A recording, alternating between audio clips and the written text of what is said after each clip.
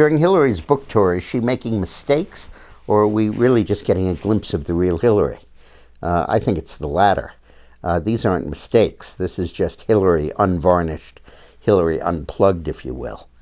When she says that she left the White House dead broke and in debt, and in fact she had income of $16 million coming in, she just signed a huge book contract. Her husband had too. She had just bought 2 expensive homes, and yet she called herself dead broke. When Hillary is challenged on financial matters, be they the $1,000 she got that transformed into $100,000 through insider trading on the commodities market, or Whitewater, or for that matter, donating Bill's underwear to charity, which she did while he was governor.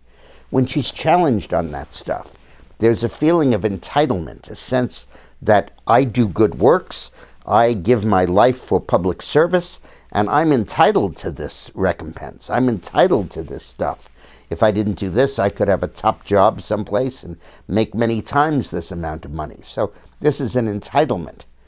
And when she speaks about Benghazi or the al-Qaeda upsurge in Iraq going on now, and she says, I couldn't have figured out how thick the walls should be in Benghazi or how far away they should have been from the compound. That's for other people.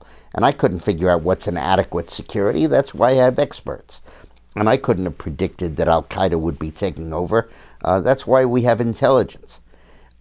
Most leaders, most administrators, when they face a thorny problem, learn about it and become sort of experts themselves so that they can second-guess the experts and press them and force them to elaborate their opinions.